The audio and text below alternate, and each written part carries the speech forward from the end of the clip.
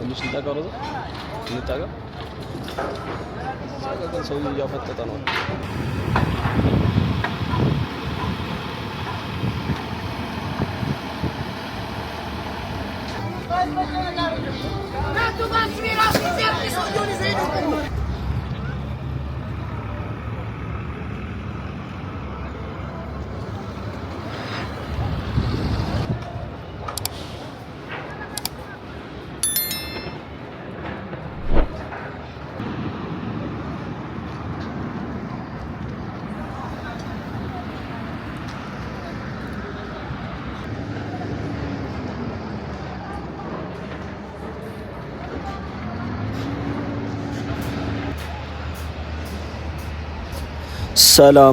ሰላም ውድ የቻናሌ ቤተሰቦች እንዴት ናችሁልኝ? እኔ በጣም ደህና ነኝ። እንግዲህ ለድምጽ ጥሩ አለመሆን ይቅርታ ጠይቃለሁ። ትንሽ ጉንፋን ይዞናል። በጥያቄያችሁ መሰረት ግን ቅጠል ተራ ተገኝተናል። ተደጋጋሚ ጥያቄዎች ነበሩ። እኔም በጣም መምጣት ፈልግ ነበር፣ ግን አንዳንድ ቦታዎች ያው የማይፈቀዱ ሊሆኑ ስለሚችሉ እንደዚሁም ደግሞ ሄደን አናስገባም ስለሚሉ ለዛ ሲባል ነበር የቆየው። ዛሬ ግን ምላሽ ታገኛላችሁ። ዛሬ ወደ መርካቶ መጥተናል። ቅጠል ተራ ነው ያለነው። እንደምታውቁት እዚህ የ500 ቤቶች ግንባታ ተጀምሯል። እንደምትመለከቱት ምናልባት የዛሬ ወር አካባቢ ነው ፕሮጀክቱ የተጀመረው። ሚያዝያ 17 ነው መሰረተ ድንጋዩ በክብርት ከንቲባ አዳነች አቤቤ የተቀመጠው። እንግዲህ እዚህ አካባቢ ለመኖሪያ እጅግ በጣም አመቺ ያልሆነ ተደጋጋሚ የሆነ አደጋ ይደርስበት የነበረ ሰፈር ነው። ምናልባት ቅጠል ተራ በደንብ አይታወቅም አዲስ አበባ ውስጥ ማለት ሰፈሩ ቅጠል ተራ የሚለው ማለት ነው። ግን ባጭሩ እዚህ ጎጃም በረንዳ አካባቢ ነው የሚገኘው፣ ወይ ደግሞ አንዋር መስጊድ ፊት ለፊት አካባቢ ወደ መንደር ውስጥ ትንሽ የተወሰነ ገባ እንዳላችሁ ነው የምታገኙት ሰፈሩ። እንግዲህ ሰፈሩ በመልሶ ማልማት እየለማ ነው የሚገኘው። እዚህ 500 ቤቶች ይገነባሉ። ከዛ ባሻገር በጣም ዘመናዊ የሆኑ አረንጓዴ ስፍራ ያላቸው በቂ የሆነ የህፃናት መጫወቻ ምናምን የያዙ መልሶ ማልማት ነው እዚህ አካባቢ የሚከናወነው ማለት ነው። ዙሪያው እንደምትመለከቱት በጣም ያረጁ የቆርቆሮ ቤቶች ናቸው ያሉት። ይሄም ሊቀየር የቻለበት ምክንያት እንግዲህ አንዱ ከዚህ በፊት ኢንተርቪውም ሲሰማ ወይም ደግሞ የክብርት ከንቲባ አዳነች አቤቤ መግለጫዎች ይሄ ፕሮጀክት ሲጀመር የነበረውና ያሰማችሁ ልትኖሩ ትችላላችሁ። እንግዲህ እዚህ አካባቢ በተለይ ወደ መርካቶ አካባቢ ብዙዎቻችሁ እንደምታውቁት አልጋ በማከራየት የሚተዳደሩ ሰዎች ይኖራሉ እና አልጋው ደግሞ አከራዮቹ ወይ ይቆልፉባቸዋል ኦር በሩ ተቆልፎ አደጋ ሲነሳ እነዛ ሰዎች መስዋዕት ይሆናሉ። እንደዚህ አይነት አደጋዎች ከተከሰተባቸው ሰፈሮች አንዱ ይሄ ቅጠል ተራ የሚባለው አካባቢ ከዚህ በፊት የእሳት አደጋ ተነስቶ ሰዎች የሞቱበት በርካቶች የሞቱበት ሰፈር ነው። ምናልባት አደጋው እናንተ ሚዲያ ላይ ሰምታችሁ ሊሆን ይችላል፣ ወይ ደግሞ መረጃው ላይ ኖራችሁም ይችላል። ኢቭን እነዚህ የሚያጠፉ የእሳት አደጋ መኪኖች መጥተው እንኳን ለመግባት አስቸጋሪ የነበረ አይነት ሰፈር ነው። እኔ ስመጣ በዚህ በአውቶቡስ ተራ በኩል ነበር የመጣሁት። በጎጃም በረንዳ ወደ ውስጥ ገብቼ በጀርባ ነበር የመጣሁትና ለማለፍ እንኳን በጣም ከባድ የሆነ አይነት ሰፈር ነው ያለው። በጣም ጥቅጥቅ ያለ ነው። በዛ ላይ ጀርባው አካባቢ ወንዝ አለ። ወንዙ ጋር ደግሞ ስትሻገሩ በጣም ጥብብ ያለች መንገድ ነች። ምናልባት ሁለት ሰው በአንድ እንኳን ለማለፍ የሚያስቸግር አይነት መንገድ ነው ሰፈሩና፣ ግን በርካታ ሰዎች ይኖሩበታል። ያው የጥንት ሰፈሮች ናቸው እንደዚህ አይነት ሰፈሮች። ከዛ ቶሎ ደግሞ የማይለወጡ ወይ ደግሞ ቶሎ ያልተለወጡ ወይ ደግሞ በሚጠበቀው በእድሜያቸው ልክ ያላደጉ አይነት ሰፈሮች ይሆናሉ። አሁን እንደምትመለከቱት ግንባታዎቹ ተጧጡፏል። ከፍ ያሉ ፕሮጀክቶች ወይም ደግሞ ህንጻዎቹ ወደ ላይ እንትን እያሉ ነው የሚገኙት። እንግዲህ የዛሬ ወር አካባቢ ነው ቢጀመር እንዳልኳችሁ እነዚህ ፕሮጀክቶች ግን ከፍተኛ በሆነ ፍጥነት እና ደግሞ የተለያዩ ኮንትራክተሮች ናቸው የሚሰሩት። አንዱ ወይ ሁለት አይደለም፣ እዚህ አካባቢ በርካቶች አሉ። ኢቭን እኔ ስቀርጽ እንኳን አንዳንዶቹ ፈቃደኛ ይሆናሉ፣ አንዳንዶቹ እምቢ ብለው ያስቋርጡኝ ሁላ ነበሩ። ግቢ ከገባን በኋላ ማለት ነው የማይፈልጉ ይኖራሉና ለማንኛውም ፕሮጀክቱ ዛሬ ምናልባት ለጥያቄያችሁ ምላሽ የምታገኙ ነው የሚመስለኝ። ለማንኛውም ኮሜንት ሴክሽን ላይ ያለው አዲስ የመረጃ ቻናል ሰብስክራይብ ብታረጉት ደስ ይለኛል። ሰብስክራይብ አድርጉ። ሪል የሆኑ መረጃዎች ብቻ ሼር አረጋችኋለሁ ምሽት ላይ። ከዛ ባሻገር ደግሞ ያው ይሄንንም አዳዲስ ቤተሰቦች ትኖራላችሁ ሰብስክራይብ እያረጋችሁ፣ ነባር ቤተሰቦችም ሀሳብ አስተያየታችሁን በመስጠት እንደዚሁም ደግሞ ሀሳብ አስተያየታችሁን ኮሜንት ላይ በማስፈር ላይክ በማድረግ ቪዲዮውን ብትመለከቱት ደስ ይለኛል። ከዚህ ወጥተን እንግዲህ እዚህ ጋር ዋናው መንገድ የምትባለው ፊት ለፊት ምናልባት በክተር አለ፣ እየታያችሁ ከሆነ ጥቅጥቅ ያለ ነው። እዛው አጠገብ ደግሞ በክተር አለ፣ መመገቢያዎችም እዛው አሉ ምናምን ሰፈሩ ላይ። ከሱ ወጥተን በቀጥታ የዛሬ ጉብኝታችን ምናልባት ሃይላይት ላይ እንዳያችሁት ወደ ማዘጋጃ ቤት ወደ ፒያሳ አድርገን ነው የምናመራው። እዛ እስክንደርስ እንግዲህ ይህን ካየን በኋላ እዚህ ግቢው የታጠረ ነው። ብዙ ለመንቀሳቀስም እንዳልኳቸው አንዳንዶቹ ፈቃደኛ አይሆኑም። ነገር ግን ዙሪያው በዛም በኩል ዞረን ብለን እያየነው ነው የምንገኘው። ይሄ ማለት ነው በጀርባው በኩል ያለው መሀል ላይ የቤቱ ዲዛይን ምናልባት አይታችሁ ከሆነ በግራም በቀኝም ቤቶች አሉ። ፊት ለፊት ላይ አንድ ህንጻ አለ። ከዛ አረንጓዴ ስፍራ ይኖረዋል። ይሄ ጀርባው ነው። ከዚህ ከአፈሩ ባሻገር በስተጀርባ ማለት ነው ወንዝ አለ። ጸበል የሚባል አይቻለሁ። ኢቭን ስጠይቅ ቦታው የሆነ እንደ ቸርች ጸበል ነገር አለ በስተጀርባ በኩል። ከዛ ወንዝ ደግሞ አለ፣ ድልድይ አለ። በቀጥታ በጎጃም በረንዳ በኩል ከመጣችሁ ማለት ነው በዚህ በአስፋልቱ በኩል ከመጣችሁ እንኳን ስንወጣ ስለማሳያችሁ ቅርብ ነው። ትንሽ ነች ከአስፋልት ገባ የሚለው። እንግዲህ ዋናው የአውቶቢስ ተራ ከአውቶቢስ ተራ ተነስታችሁ ወደ ፒያሳ ጊዮርጊስ የሚወስደው የባቡር መንገዱ እዛው አጠገብ ነው የሚገኘው። በጣም ቅርብ ነው።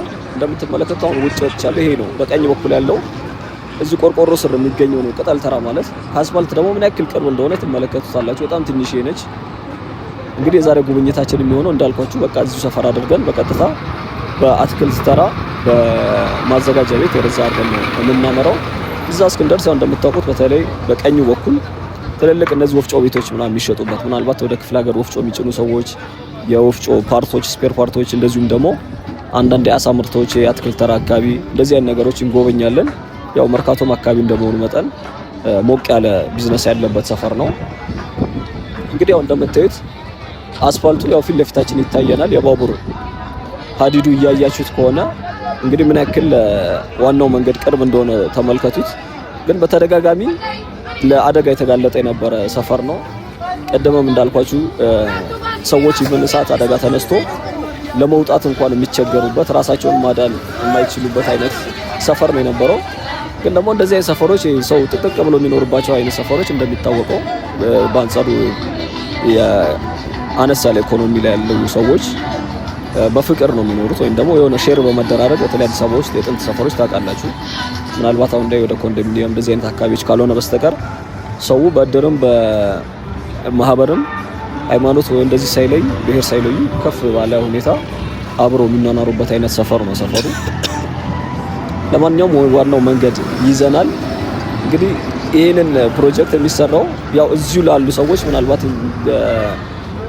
የፕሮጀክቱ ሲጀመር ያልሰማችሁ ካላችሁ ማለት ነው አነስተኛ ገቢ ላላቸው የዚሁ አካባቢና እንደዚሁም ደግሞ መካከለኛ ገቢ ያላቸውን ሰዎች ታሳቢ ያደረገ ፕሮጀክት ነው ይሄ ፕሮጀክት ማለት ነው። እንግዲህ ፕሮጀክቱ የሚጀመረው ለእናንተ ነው። ይህን ፕሮጀክት የጀመርነው ከዚህ በፊት ተዘዋውረን ባየነው መሰረት ነው ብለዋል እሳቸው። ያው ከዛ በፊት ዞሮ አይቶ ነበር። በተለይ እሳት አደጋው ደግሞ ሲከሰት መጥተው ነበር የተለያዩ ባለስልጣናቶች እዚህ አካባቢ። ዞረን ለማየት እንኳን መንቀሳቀስ አልቻልንም ነበር ነው ያሉት። እኔም ውስጡን ሳየው በተለይ በስተጀርባው በኩል ዲቴል እኔ መንደሩን አላውቀውም፣ ግን አስፋልቱ ያው የሚታወቅ ሰፈር ነው፣ የሚጠፋችሁ አይደለም። ከዚህ ከአዲስ ከተማ እንደው ከአውቶቢስ ተራ ከአዲስ ከተማ ትምህርት ቤት ይዛችሁ ወደዚህ ወደ ጎጃም በረንዳ ወይ ደግሞ ጊዮርጊስ ስትመጡ ያለው እዛ መስመር ላይ ነው በግራ በኩል ማለት ነው። ወይ ከአንዋር መስጊድ ወይ ደግሞ በይርጋ ኃይሌ ፊት ለፊት አካባቢ የሚገኝ ሰፈር ነው። እንደምታዩት የባቡር ሀዲዱን አይታችሁ ሰፈሩ አይጠፋችሁም እርግጠኛ ነኝ። እዛ አካባቢ ላይ ነው እየተገነባ የሚገኘው ማለት ነው። ምናልባት ትንሽ ከጥያቄያችሁ አንፃር ሌት ሆነናል። ተደጋጋሚ ነበር የምትጠይቁኝ፣ ግን እንዳልኳችሁ የሆነ ቦታ ሄደ እንደዚህ አይነት ፕሮጀክቶች ደግሞ ሰዎች ወይ ሀሳቡን አይረዷችሁም ወይ ደግሞ ፈቃደኛ አይሆኑም እንዲታይ፣ ወይ ደግሞ በተለይ ደግሞ አሁን እንዳልኳችሁ እዚህ አንድ ግቢ ውስጥ የተለያየ ኮንትራክተር ወይ ደግሞ በተለያዩ ሰዎች ሲሰራ የሁሉም ሰው ሀሳብ የተለያየ ስለሚሆን ፈቃደኛ ስለማይሆኑ ነው። ለማንኛውም የዛሬ ግን በተወሰነ መጠን ቢሆን የጥያቄያችሁ ምላሽ ያገኛችሁ ይመስለኛል። እንግዲህ እየተሻገርን ነው። ፊታችንን ወደ አትክልት ተራ ዙረን ወደዛ ነው የምናመራው። ነገር ግን ያው ዞር ብለን እስከ መጣንበትን ወይም ደግሞ ወደ አውቶቢስ ተራ መስመር ማለት ይሄ ነው። አለፍ እንዳላችሁ ያው ታላቁ አንዋር መስጊድ አለ። እንግዲህ ከሱ ጎን ላይ የይርጋ ኃይሌ ምናምን የሚባሉ ኤሌክትሮኒክስ የሚሸጥባቸው ሰፈሮች፣ ከዛ አለፍ እንዳላችሁ ደግሞ መደዳውን ወርቅ ቤቶች ምናምን ያሉበት ወደ አውቶቢስ ተራ መስመር ማለት ነው። ያው ቀጥታውን ወደ ካልተሻገራችሁ ወደ መሳለሚያ ኳስ ሜዳ ከዛ ወደ ኮልፌ የሚወስደው መስመር ነው። ልዙር ደግሞ ካላችሁ የባቡር ሀዲዱን ይዛችሁ ወደ ልደታ የሚወስደው ወይ ደግሞ 7ኛ ልደታ ፍርድ ቤቱ ማለት ነው ወደዛ ነው የሚወስደው። የኛ አቅጣጫ ግን ያው ዛሬ ዞረን ወደ ማዘጋጃ ቤት ወይም ደግሞ ወደ ፒያሳ አድዋ ሙዚየም አቅጣጫ ነው የምናመራው። እንግዲህ እስከ መጨረሻው ድረስ አብራችሁኝ እንድትሆኑ እጠይቃለሁኝ። ሰፈሩ ያው የጥንት ሰፈር ነው። ብታዩት ደግሞ ምናልባት ምንም እንትን አትሉበት፣ በእርግጠኝነት የምታተርፉበት አይነት ሰፈር ነው የሚሆነው። አትክልት ተራን እንደዚሁም ደግሞ ወደ ማዘጋጃ ቤት እነዚህን እየጎበኘን የዛሬ ሂደታችን እዛው ፒያሳ አካባቢ የምናጠናቀቅ ነው የሚሆነው። ያው ልብ እንደምትሉት በዚያው በቀኝም በኩል ይሁን በግራም በኩል ሰፈሩ የቆየ ሰፈር እንደመሆኑ የጥንት የሚባሉ ህንጻዎች አሉ። በተለይ ወደዚህ ወደ መርካቶ ለፒያሳም ቅርብ ነው። መሀል አዲስ አበባ ናቸው። እንግዲህ ምናልባት 1 ኪሎ ሜትር አይሞላም ካሁን በኋላ ኢቭን ወደ ፒያሳ አድዋ 00 ማለት ነው። እንግዲህ አድዋ 00 ማለት የኢትዮጵያ እምብርት ማለት ነው። ከዚህ በፊትም እንዳልኳችሁ የእያንዳንዱ ኪሎ ሜትር የርቀት መነሻ ወይም ደግሞ መለኪያው መጀመሪያ ማለት ነው። ለምሳሌ ሀረር 500 ምናምን ኪሎ ሜትር ሲባል ልኬቱ የሚጀምረው ከአድዋ ሙዚየም ስር ነው። አድዋ 00 የምትባል ፖይንት አለች የተከበበች። ከዛ ተነስቶ ነው እንግዲህ ቆጠራው የሚጀመረው። እንግዲህ እኛ ከዛ አንፃር ምናልባት በጣም ግፋ ቢል 1 ኪሎ ሜትር ርቀት ላይ ነን ያለነው ከመሀል ኢትዮጵያ ማለት ነው። ወይ ደግሞ ከአዲስ አበባ እምብርት ከሚባለው ሰፈር። ስለዚህ ቀጥታ ወደ ዳገቱን ይዘን ወደ ፒያሳ አቅጣጫ ወክ እያደረግን ያለነው።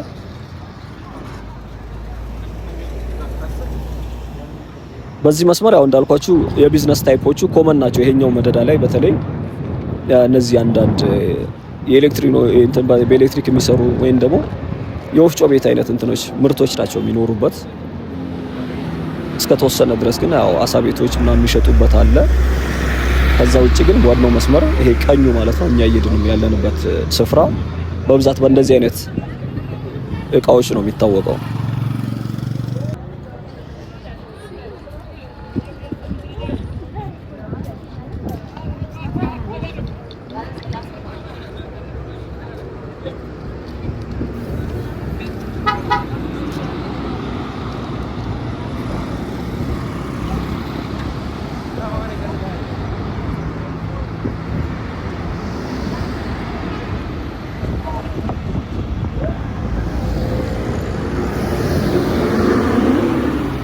ያው እዚህ ጋር ሁለት መስመሮች አሉ፣ ሁለት መንገድ። ቀኙ በቀጥታ ወደ አድዋ የሚወስደው ሲሆን በላይኛው ደግሞ ወደ መዘጋጃ ቤቱ የሚወስደው የባቡሩ ወደ ጊዮርጊስ የሚያስወጣው መንገድ ነው።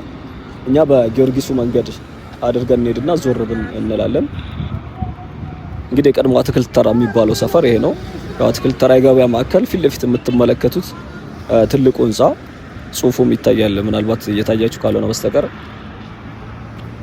ርቀት ስላለው በእርግጥ ይታያል። በቀይ የተጻፈ ህንጻ እንግዲህ እዚህ አካባቢ ነው አትክልት ተራ የሚባለው ሰፈር።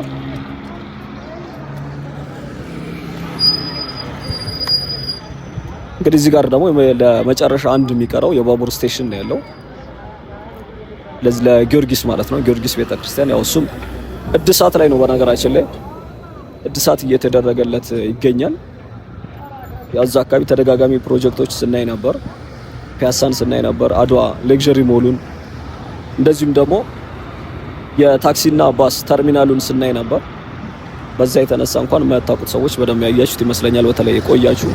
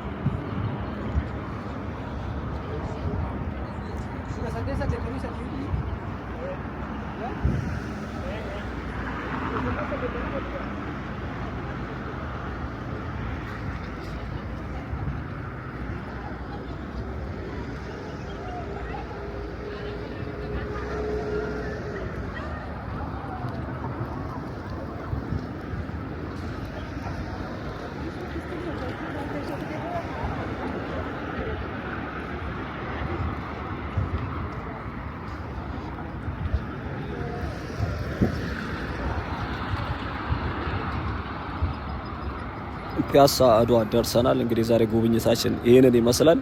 እስካሁን ስለተከታተላችሁኝ አመሰግናለሁ። ቻው፣ መልካም ጊዜ